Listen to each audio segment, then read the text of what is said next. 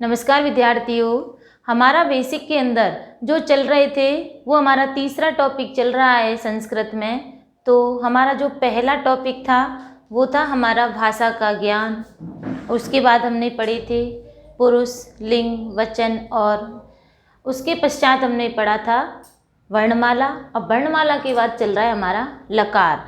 लकार जो टॉपिक है वो हमारा 6 से लेके 10th तक के लिए जो भी करा दिया है मैंने अब तक, ये आपको 6 to 10th में काम आएगा। 6 का मतलब तो ये है कि बेस हमारा चल रहा है कि हम बेसिक्स जो पढ़ते हैं वो 6 में ही हमारे लकार आ जाते हैं। लकार का मतलब भी बता दिया था कि लकार का मतलब काल अथवा समय होता है।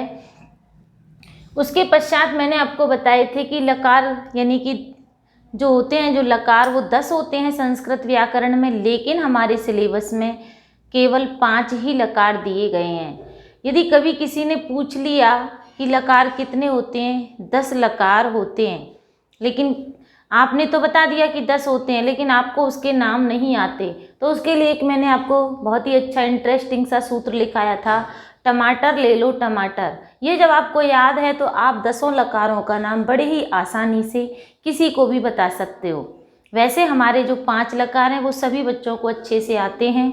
पहला है लट लकार, दूसरा है लिरट लकार, तीसरा है लोट लकार, चौथा है लंग लकार और 5वां है विधिलिंग लकार। ये हमारे कोर्स में है, सिलेबस में है, जो हम 6 से लेके 8th तक तो हम ये पढ़ते हैं। और 8th में ही हमारा आ जाते हैं आत्मनेपदी का लट लकार, जिसमें कि सेव, लव, हिरी, मृ, मुंच, याच, पच ये सब धातुएं आती हैं।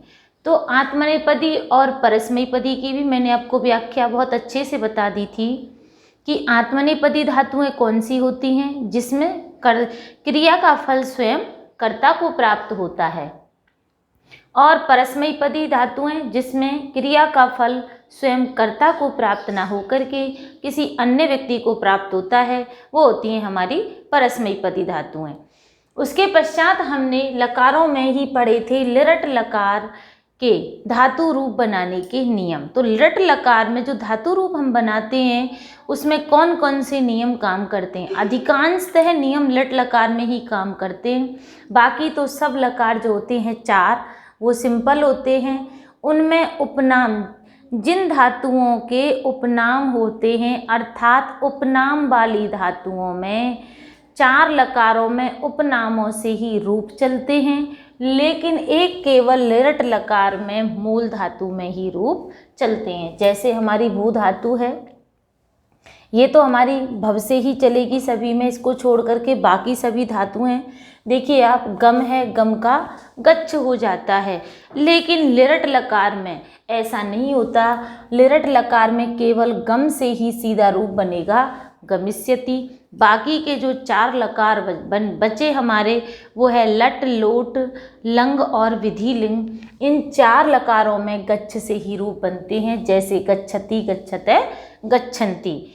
तो यहाँ मैंने जिन धातुओं के उपनाम हैं वो भी लिख दिए हैं, और जिनके उपनाम नहीं हैं यानी कि जो केवल सिंगल रूप में ही 5 लकारों में काम आती हैं वो भी मैंने लिख दिए हैं। तो ये जितने भी यहाँ पर रूप लिखे हैं यहाँ आपके लिए बहुत अच्छे से याद हो जाएंगे, और यहीं की यहीं मैं आपको केवल लिरट लकार में ही इसका एक सिंगल रूप बना के दिखा दूंगी। इससे आपको बहुत अधिक आसानी होगी।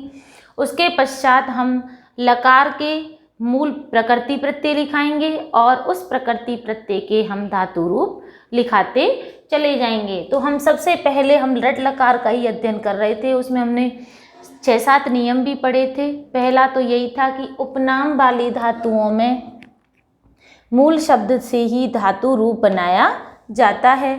दूसरा हमने पढ़ा था उसमें कि जो आ, ई और ऊ से जो धातुओं का अंत होता है उसमें गुणादेश हो जाता है। अगला नियम हमने पढ़ा था उपधा की वृद्धि हो जाती है। उपधा भी मैंने आपको बहुत अच्छे से समझा दी थी कि अंतिम वर्ण से पहले वाला वर्ण उपधा होता है, तो उपधा की वृद्धि हो जाती है। अगला नियम हमने पढ़ा था का, चा, सा, चा, जा, छा, ये वर्ण जो होते हैं इनके स्थान पर 6 आदेश हो जाता है। तो इस प्रकार से हमने ये लरट लकार के सभी नियम कंप्लीट करने के पश्चात अब हम लरट लकार में कुछ धातुओं के धातु रूप देखते हैं कि केवल रट लकार में किस प्रकार से इनमें परिवर्तन होता है, अर्थात इनके रूप किस प्रकार से चलते हैं। तो देखिए ये धातु है और ये इस धातु का उपनाम है। अस्थिरभू सूत्र से, एक अस्थिरभू सूत्र है, आपको याद रखने की कोई ज़रूरत नहीं है। वैसे केवल आपके उसके लिए कराया जा रहा है कि अस का क्या आदेश हो जाता है, भू आदेश हो जाता है अस्थिरभू सूत्र से। किसमें? केवल लरट लकार में। तो देखिए हमने ये भू का भव हो गया और लरट लकार में जब इसका रूप बनेगा तो भविष्यति, भविष्यते, भविष्यन्ति। अगला है गम। तो देखिए यहाँ गच्छ से रूप, उपनाम से रूप ना चल करके गम से चलेंगे सीधे, तो इसका बनेगा गमिष्यति। दा का बनेगा दास्यति। आकारांत शब्दों का के साथ में स्यति, स्यते, स्यन्ति जोड़ दिया जाता है। ये भी मैंने आपको नियम लिखाया था। अब देखिए यहाँ श्रु का क्या हो जाएगा? श्रोष्यति। इकारांत, उकारांत धातुओं का क्या आदेश हो जाता है? गुण आदेश हो जाता है। ये भी मैंने आपको पिछली वीडियो में बहुत अच्छे से करवा दिए। नम का हो जाएगा नंस्यति। अगला है पा, आकारांत है, दा है, पा है, ये दोनों आकारांत हैं। तो देखिए यहाँ भी सीधा सीधा स्यति जुड़ जाएगा और ये बन गया हमारा पास्यति। अगली है स्था। स्था की जो उपनाम, जो स्था का जो उपनाम है तिष्ठ, वो अन्य 4 लकारों में चलता है, लेकिन स्था का सीधा सीधा रूप बनेगा स्थास्यति। ये आकारांत वाला नियम चल रहा है। अब देखिए ये आ गई हमारी त्यज। ये त्यज के अंत में क्या है? जा है। ये नियम हमने करवाया था आपके लिए कि का, चा, जा, छा, सा और हा, ये जब वर्ण अंत में आए तो उन वर्णों के स्थान पर क्या हो जाएगा? 6 आदेश हो जाएगा।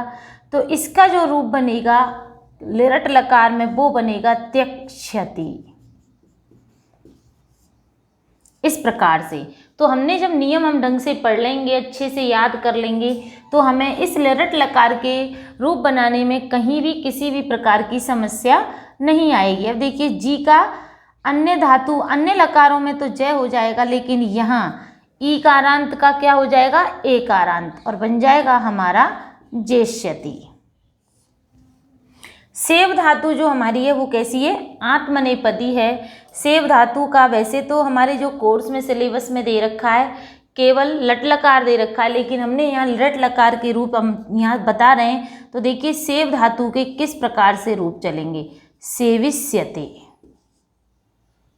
ये हमारी आत्मनेपदी धातु के अंतर्गत आती है। अगली है हस, इसका बनेगा हसिष्यति। इसका भी हमने आपको नियम लिखवाया था कि हलंत जो धातुएं होती हैं, हलंत धातुओं से पहले हलंत धातुओं में क्या जोड़ दिया जाता है? केवल इष्यति जोड़ दिया जाता है। तो ये हमारी हलंत धातु है, इसका सा हलंत है और इसमें हमने ई जोड़ दिया और हमारा बन गया हसिष्यति।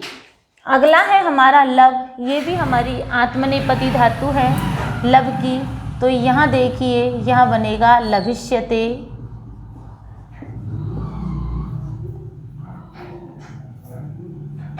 अगला है ये व्रत।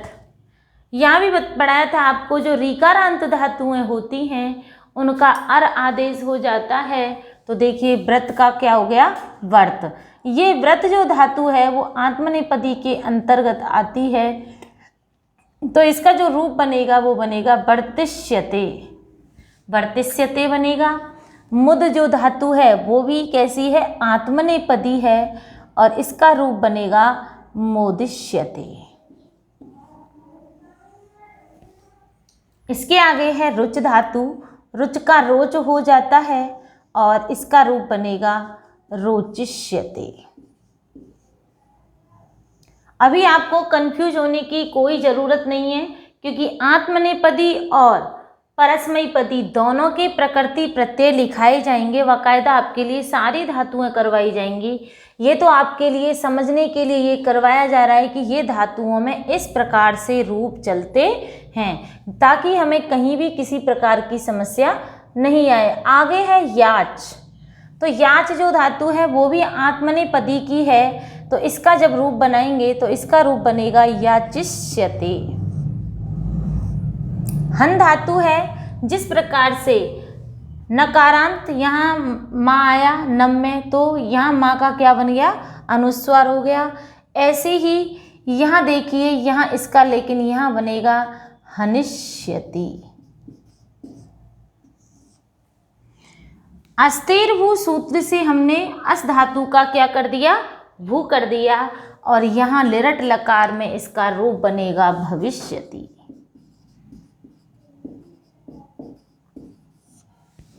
आगे है इस, ये इस धातु है, बहुत ही इम्पोर्टेंट है, हम इसको कई बार जान नहीं पाते हैं। तो देखिए इसके दोनों में रूप चलते हैं। ये इस जो धातु होती है वो उभयपदी होती है, जिसके रूप दोनों में चलते हैं, आत्मनेपदी और परस्मैपदी। तो देखिए परस्मैपदी में इसके रूप एसिष्यति बनेगा और आत्मनेपदी में बनेगा एसिष्यते। दा का दद हो जाता है। ये ज्योत्यादि गण के अंतर्गत आती है ये वाली धातु, लेकिन आपको गणों से कोई मतलब नहीं है, आपके कोर्स में गण पूछे नहीं गए। तो देखिए दा का दद हो जाता है, लेकिन यहाँ हमने जो नियम पढ़ा था, आकारांत धातुओं में सीधे लिरट लकार में क्या जोड़ दिया जाता है, स्यति जोड़ दिया जाता है। तो देखिए दा, और ये बन गया हमारा स्यति, ये बन गया हमारा दास्यति। अगला है क्रुद्ध धातु। क्रुद्ध का क्रोध हो जाता है, लेकिन जब हम इसका लिरट लकार का रूप बनाते हैं उसका बनता है क्रोधस्यति। यहाँ बच्चे बहुत अधिक मिस्टेक करते हैं, क्योंकि 10th बोर्ड में जब क्या वो आपके लिए आते हैं, हिंदी से संस्कृत में अनुवाद कीजिए। तो जब आपके लिए जब हिंदी से संस्कृत में अनुवाद करने के लिए आ जाता है रूप, तो आप क्रुद्ध धातु का जो लिरट लकार का रूप होता है उसमें कई बार गड़बड़ी कर देते हैं। बच्चे लिख देते हैं क्रोधिष्यति, जबकि वो बिल्कुल गलत होता है, हमें वह रूप करना ही नहीं है। इसका जो सही रूप होता है वो होता है क्रोधस्यति। अगला है निरत। ये भी आत्मनेपदी है, नर्तिष्यते और नर्तिष्यति, इसके दोनों में ही रूप चलते हैं। निरत का नर्त हो जाता है और इसका रूप बनेगा नर्तिष्यति। तो इस प्रकार से ये हमारी यहाँ तक इतनी धातुएं हो गई। आगे है देखिए कथ धातु। कथ माने होता है कहना। इसका जो रूप बन जाता है, इसमें विकिरण आ जाता है। कुछ धातुओं में आ, नु, य, व इस प्रकार से विकिरणों का प्रयोग हो जाता है। तो यहाँ तक हमने विकिरण भी इसमें भी पढ़े थे। तो देखिए यहाँ सीधा सीधा या विकिरण का होना आ रहा है, जो कि गणों के अंतर्गत होता है। तो देखिए ये जो कथ धातु है, इसमें कथये हो जाता है, और यहाँ इसका जो लिरट लकार का जो रूप बनेगा वो बनेगा कथयिष्यति। आगे है लिख। लिख में हमने पढ़ा था इसी लिरट लकार के अंतर्गत कि उपधा को गुण हो जाता है। तो देखिए कैसे हुआ, खा और इससे पहले ई की मात्रा है, तो इसका लिख रूप बन गया लेख, लेख बन गया।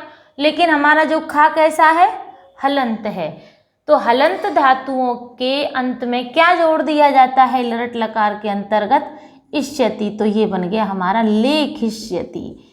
इस प्रकार से ये लिरट लकार के रूप बनते हैं। अगली है शक धातु, जिसमें का, चार, छाजा वो नियम था हमारा, उस नियम में 6 हो जाता है। तो देखिए का के स्थान पर यहाँ हमारा 6 हो गया और हमारा रूप बन गया सक्षति। अगली है प्रच्छ। प्रच्छ में भी छा आ रहा है, चा और छा दोनों ही आ रहे हैं। तो देखिए इन दोनों के स्थान पर वही 6 हो गया और हमारा रूप बन गया प्रक्षति। अब है हमारी क्री धातु। क्री धातु है वो उभयपदी धातु है, जिसके रूप आत्मनेपदी और परस्मैपदी दोनों में चलते हैं।